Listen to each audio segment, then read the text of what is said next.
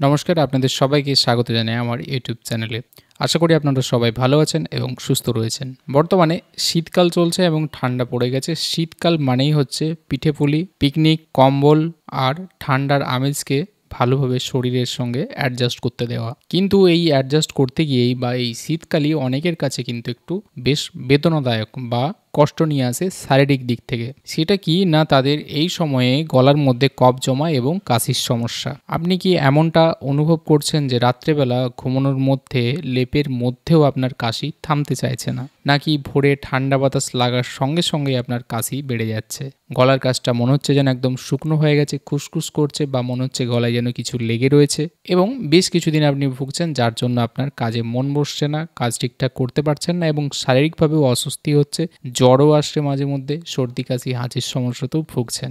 যদি এই সমস্যাগুলোতে আপনি বর্তমান সময়ে ভুগে থাকেন, তাহলে আজকের এই ভিডিওটি কিন্তু আপনাদের জন্য অত্যন্ত গুরুত্বপূর্ণ একটি ভিডিও হতে চলেছে। বিশেষ করে প্রত্যেক শীতেই যারা এটাতে ভোগেন তাদের জন্য আজকের এই ভিডিও অত্যন্ত গুরুত্বপূর্ণ, কারণ তারা অলরেডি বিভিন্ন রকমের অ্যান্টিবায়োটিক, কফ সিরাপ বা বিভিন্ন ওষুধপত্র অলরেডি খেয়ে ফেলেছেন, কিন্তু তাদের প্রত্যেক বছরই এই সমস্যা ঘুরে ফিরে ফেরত আসে। তিনটি অসাধারণ কার্যকরী হোমিওপ্যাথিক ওষুধের কথা বলবো, যেগুলো এই টাইপের সমস্যা, বিশেষ করে এই সিজনের জন্য কিন্তু একদম দুর্দান্ত কাজ করবে এবং আপনার দীর্ঘমেয়াদী শুকনো কাশি আর গলার কফের সমস্যাকে সম্পূর্ণরূপে নির্মূল করতে সাহায্য করবে। এর সঙ্গে 4টি শীতকালে আপনি যাতে ফলো করতে পারেন সেরকম খুব গুরুত্বপূর্ণ টিপস দেবো, যেগুলো আপনারা বাড়িতে বসেই করতে পারবেন এবং আপনাদের খুব সহজে যাতে আর ঠান্ডা লাগবে না। তাই আজকের ভিডিওটি কিন্তু অত্যন্ত গুরুত্বপূর্ণ হতে চলেছে আপনাদের জন্য। দেরি না করে চলুন শুরু করা যাক আজকের এই ভিডিও। কাশির সমস্যাতে আমরা অনেকেই ভুগে থাকি, কিন্তু যাদের এই প্রবলেমটা হয় শীতকালে এসেই এই সমস্যাটা বাড়ে কেন? বিশেষ করে ঠান্ডা লাগলেই শুরু হয়। ঘরের উষ্ণতা থেকে একটু বাইরে বেরোলেন, একটু ঠান্ডা হাওয়া লাগলো, সেখান থেকে এই কাশি হওয়ার একটা প্রধান কারণ। দ্বিতীয় আরেকটি কারণ হলো যে রাতের যে সময় সেটা এই সময় বেড়ে যায়। কালের সময় আবহাওয়া খুবই শুকনো হয়ে যায়, যার ফলে আমাদের শ্বাসনালীও কিন্তু অজান্তেই শুষ্ক হয়ে যায়। তখন শরীরের আমাদের নিজস্ব ডিফেন্স মেকানিজম সিস্টেমই রয়েছে, যেহেতু ড্রাই হয়ে গেছে, তখন সে কিন্তু সেই জায়গাটাকে, এই শুকনো ভাবটাকে দূর করার জন্য মিউকাস তৈরি করবে, যেটা কফ। এবং এটা এই সময়তে কি হয় যে ঘন আঠালো হয়ে যায় এবং গলার মধ্যে আটকে যায়, তারপর কিন্তু কাশি তৈরি হয়। সুতরাং শীতকালে শুকনো বাতাস এটা একটা অন্যতম গুরুত্বপূর্ণ কারণ যাদের এই সমস্যাটা এই সময় বেড়ে যায়। দ্বিতীয় গুরুত্বপূর্ণ কারণ হচ্ছে শীতকালীন ডিহাইড্রেশন। শীতকালীন ডিহাইড্রেশনটা কি না, এই সময় আমাদের অজান্তেই আমাদের জল পানের পরিমাণটা অনেকটাই কমে যায়, কারণ জলও আমাদের খেতে গিয়ে ঠান্ডা লাগে, সেই জন্য আমরা জলের পরিমাণটা কিন্তু ধীরে ধীরে কমিয়ে ফেলি, যেটা তুলনামূলকভাবে গরমকাল বা অন্য সময় একটু বেশি খেয়ে থাকি। এবং জল আপনার শরীরে যত কম হবে তত এই কফের যে ব্যাপার সেটা কিন্তু ঘন হবে, আঠালো হতে থাকবে। তৃতীয় হচ্ছে এই সময় কাশি হওয়ার আরেকটা বড় কারণ যে শীতকালে বিশেষ করে জিআই প্রবলেম, গ্যাস অম্বল, অ্যাসিডিটির সমস্যা তুলনামূলকভাবে বেশি হয়। কারণ কি, খেয়াল করলে দেখবেন শীতকালে বেশিরভাগ সময় আমরা মশলাদার খাবার, ভাজাভুজি খাবার, পিঠে, ভারী খাবার, এই সমস্তগুলো একটু বেশি চলে এই টাইপটাতে, এবং এই টাইপের খাবারগুলো কিন্তু পেটে গিয়ে অ্যাসিডের মাত্রাকে বাড়িয়ে দেয়। রাত্রে শুলে তখন এই অ্যাসিড ওপরের দিকে আসতে চায় এবং গলার মধ্যে একটা ইরিটেশন তৈরি করে, যার ফলেও কিন্তু শুকনো কাশি তৈরি হতে পারে। এটাও কিন্তু শীতকালে কাশি হওয়ার একটি গুরুত্বপূর্ণ কারণ। এছাড়া বায়ু দূষণ এবং ধোঁয়া বা কুয়াশার যে ব্যাপারটা রয়েছে, শীতকালে আপনারা এটা আরও বেশি করে ফিল করতে পারবেন। এবং শীতকালে এই প্রবলেমটা বেশি হওয়ার কারণ ঠান্ডা হওয়ার, সেটার অন্যতম গুরুত্বপূর্ণ হচ্ছে যে এই সময় একটা কুয়াশা সৃষ্টি হয়। তাতে করে কি হয় যে ধুলোবালির ব্যাপারটা সেটা আরও আটকে থাকে আমাদের পরিবেশের মধ্যে। ফলে শ্বাস নেওয়ার সময় যখন ধরুন কুয়াশা দিচ্ছে না, তার তুলনায় এই সময়টাতে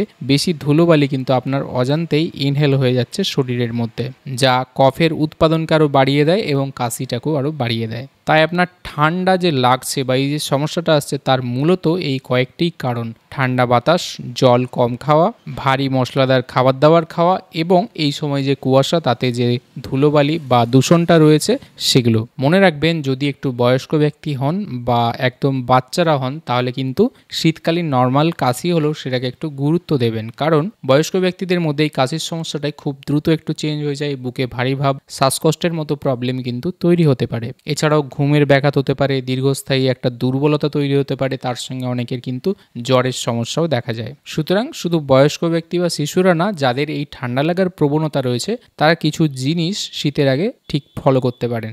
যেমন হচ্ছে উষ্ণ পোশাক পরা এবং বিশেষ করে আপনার কান এবং নাককে ঢাকা দেওয়া। ঠান্ডা লাগার মূল জায়গা হলো গলা, বুক, কান, নাক, এই সমস্ত জায়গাগুলো। যদি আপনাকে বাইরে বেরোতে হয় এবং সেটা খুব সকালের দিকে, ভোরের দিকে হয়, তাহলে অবশ্যই এই জায়গাগুলোকে চাপা দেওয়ার চেষ্টা করবেন। বিশেষ করে একদম শীতের শুরুর দিকটাতে কিন্তু এই প্রবণতাটা ঠান্ডা লাগার বেশি হয়, কারণ তখন আমরা মোটামুটি একটা গরম আবহাওয়ার থেকে কিন্তু এই হঠাৎ করে ঠান্ডা আবহাওয়াতে প্রবেশ করি। দ্বিতীয় অভ্যেস করতে হবে যারা এই সমস্যাতে প্রত্যেক বছর ভুগছেন, যে গরম জলের ভেপার বা ভাপ নেওয়া। শীতকালে যেহেতু ওয়েদার খুবই ড্রাই হয়ে যায়, তাই প্রত্যেক দিন ঘুমানোর ঠিক আগে 5 থেকে 10 মিনিট আপনি গরম জলের ভাপ আপনার বুকে এবং নাক দিয়ে ইনহেল করা সব থেকে ভালো হবে। এই ইনহেল করলে এটা আপনার যে শ্বাসনালী রয়েছে সেটাকে একটু আর্দ্র রাখবে, ভেজা ভেজা ভাব রাখবে, যাতে ড্রাই হবে না। শীতকালে মনে রাখবেন অনেকেরই অভ্যেস রয়েছে যে ফ্রিজের জল খাওয়া সারা বছর, এবং শীতকালেও ফ্রিজের জল ছাড়া সে কিন্তু থাকতে পারে না। এতে করে কিন্তু আরও ড্রাই হবে। তো চেষ্টা করবেন যে অল্প একটু ঈষদুষ্ণ গরম জল বা আপনি নর্মাল জল পান করার। এবং আরেকটি শেষ টিপস, যে শীতকালে তো খাবার দাবারের একটা ব্যাপার থাকেই, তো সেটাকে যতটা সম্ভব চাইবেন যে একটু যেন কমের দিকে থাকে এবং আপনার রাতের খাবারটা যেন 7টা-8টার মধ্যে হয়ে যায়। এই সহজ পরিবর্তনগুলো যদি আপনি খেয়াল রাখেন, দেখবেন আপনার শীতকালে ঠান্ডা লাগার এই প্রবলেমটা অনেকটাই নির্মূল হবে। এখন জেনে নেব সেই 3টি হোমিওপ্যাথিক ওষুধ যেগুলো এই সমস্যার জন্য সব থেকে কার্যকর হবে আপনাদের জন্য। প্রথম ওষুধ হলো ব্রায়োনিয়া অ্যালবা। শীতকালীন শুষ্ক কাশি, ব্রায়োনিয়া অ্যালবা সব থেকে গুরুত্বপূর্ণ ওষুধ এক্ষেত্রে, কারণ শীতের শুকনো ওয়েদার, ঠান্ডা বাতাস এবং এই ওয়েদারের কারণেই আপনার ঠান্ডা লাগার প্রবলেমটা হচ্ছে। কাশির সময় গলা, বুকে কিন্তু একটু ব্যথা বা যন্ত্রণা অনুভূত হয়, তার সঙ্গে মাথাতেও যন্ত্রণা থাকতে পারে। বিশেষ করে এই জন্য রোগী নড়াচড়া করতে ভয় পান, একটু মোটামুটি চুপচাপ বসে থাকতেই তিনি বেশি পছন্দ করেন বা শুয়ে থাকতে। নড়াচড়া করলেই কাশির যে দমকটা সেটা কিন্তু অনেক সময় বেড়ে যায়, বারে বারে হতে থাকে, এবং গলা তার একদম মনে হয় যেন খুব শুকনো হয়ে গেছে, ড্রাই হয়ে গেছে, এবং এই জন্য ঘন ঘন একটা জলপান করার একটা তাগিদ থাকে। সুতরাং এই লক্ষণগুলো থাকলে ব্রায়োনিয়া 30 শক্তি দিনে 2 বার 1 ফোঁটা করে আপনি খেতে পারেন, 1 চামচ জলের সঙ্গে মিশিয়ে। 4 থেকে 5 দিন খেলে আপনার এই সমস্যা কিন্তু নির্মূল হয়ে যাবে। এবং বাচ্চাদের ক্ষেত্রে আপনারা দিনে 1 বার করেই খাওয়াতে পারেন একই নিয়মে। দ্বিতীয় ওষুধ হলো কক্কাস ক্যাকটাই। এই সময় ঠান্ডা লাগার আরেকটা বড় প্রবলেমের মধ্যে রয়েছে যে আপনি যে রুমের মধ্যে থাকছেন সেটা তুলনামূলক গরম হয়, এবং বাইরে যখন যাচ্ছেন তখন বাইরের ওয়েদার কিন্তু অনেকটাই ঠান্ডা হয়।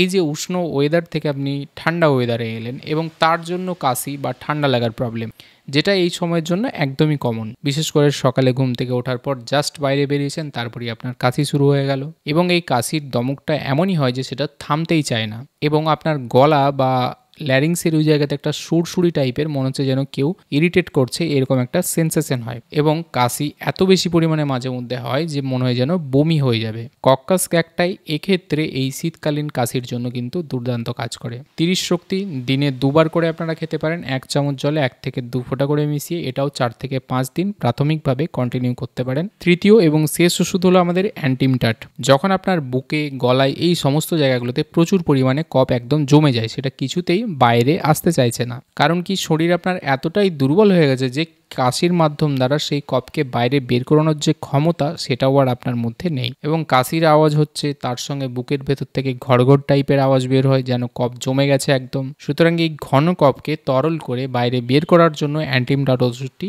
দারুণ কাজ করে। এটাও 30 শক্তি আপনারা 1 চামচ জলে 1 ফোঁটা করে মিশিয়ে দিনে 2 বার করে খেতে পারেন, এবং এটাও 3 থেকে 4 দিন খেলেই যথেষ্ট। এবারে এই 3টি ওষুধই ছিল সব থেকে গুরুত্বপূর্ণ। বাড়িতে যাতে তৈরি করতে পারেন তার জন্য একটা বোনাস টিপস আপনাদের থাকবে, ঘরোয়া উপায়, সেটা হলো হলুদ দুধের ব্যবহার। অর্থাৎ দুধের সঙ্গে হলুদকে মিশিয়ে যদি খেতে পারেন প্রত্যেক দিন রাতে শোবার মোটামুটি আধ ঘন্টা আগে, কারণ এই হলুদ হচ্ছে কি প্রাকৃতিক অ্যান্টি ইনফ্ল্যামেটরি প্রপার্টি রয়েছে এর মধ্যে, আপনার যে প্রদাহ, ইনফ্ল্যামেশন, সেটাকে কমাতে সাহায্য করবে। এবং এটার সঙ্গে 1 চিমটে আপনাকে গোলমরিচের গুঁড়ো মিশিয়ে নিতে হবে। এক্ষেত্রে আপনাদের অনেকেরই মনে হতে পারে বা ডাউট থাকতে পারে যে দুধ জাতীয় খাবার অনেক সময় কফের সমস্যাকে বাড়িয়ে দেয়, তবে এটা আপনি মোটামুটি 1 কাপ পর্যন্ত খেলে কিন্তু আপনার এই সমস্যা কিছু অসুবিধে হওয়ার কথা নয় এবং এটা আপনার গলায় আরাম দেবে। যেহেতু আপনি গরম গরম খাবেন, তার সঙ্গে হলুদ এবং গোলমরিচ থাকার জন্য কাশির সমস্যাটা কিন্তু বেশ কিছুটা নির্মূল হবে। এবং তার সঙ্গে আরেকটা টিপস, শীতকালে যখন রোদটা বেরোচ্ছে তখন সেটা মিনিমাম 10 থেকে 15 মিনিট সেই রোদে থাকার চেষ্টা করুন বা গায়ে লাগানোর চেষ্টা করুন। তাহলেও দেখবেন আপনার এই ঠান্ডা লাগার যে নিয়মিত একটা সমস্যা প্রত্যেক বছর, সেটাও কম হবে। এবং তৃতীয় টিপস, যেটা অনেকেই এই সময় অ্যাভয়েড করেন, যে শীতকালে স্নানের ব্যাপারটা অনেকে স্কিপ করে দেন 1 দিন 2 দিন। বিশেষ করে আপনার যদি স্নানের ব্যাপার 1 দিন 2 দিন স্কিপ করেন বা বন্ধ করে দেন শীতকালে, তাহলে আপনার কিন্তু ঠান্ডা লাগার সমস্যা যাবে না। যদি খুব বেশি ঠান্ডা পড়ে সেই সময় আপনি অল্প একটু গরম জল মেশাতে পারেন, কিন্তু সবথেকে বেস্ট হচ্ছে নর্মাল যে জল, সেটাতে যদি স্নান করে আপনি সহ্য করতে পারেন, কারণ এটা হলে আপনার ঠান্ডা লাগার এই সমস্যা চলে যাবে। কারণ কি, এই শীতকালে যেহেতু আগেই বলেছি ড্রাই ওয়েদার, শুকনো ওয়েদার, তার সঙ্গে যখন আপনি স্নান করে 1 দিন 2 দিন বন্ধ করে দেবেন, তখন কিন্তু আপনার এই প্রবলেমটা, এই যে শুকনো হওয়ার ব্যাপারটা, সেটা আরও বেশি করে হবে। তাই অতি অবশ্যই স্নান বন্ধ করবেন। সুতরাং আজকের এই ভিডিওতে এই সমস্ত তথ্যগুলো আশা করি আপনাদের ভালো লেগে থাকবে এবং উপকারে আসবে। ভিডিওটি যদি আপনাদের কোনো কারণে উপকারে এসে থাকে তাহলে অবশ্যই লাইক করবেন, শেয়ার করবেন আপনাদের বন্ধুবান্ধবদের সঙ্গে এবং কমেন্টে আপনাদের মতামত জানাতে ভুলবেন না। এবং এইরকম হেলথ রিলেটেড ভিডিও আরও পাওয়ার জন্য আমার চ্যানেলটিকে সাবস্ক্রাইব করতে ভুলবেন না। আজকে এই পর্যন্ত হলো বন্ধুরা, দেখা হবে পরে আবার এইরকম একটি ভিডিওতে। ততদিন ভালো থাকবেন, সুস্থ থাকবেন, ধন্যবাদ।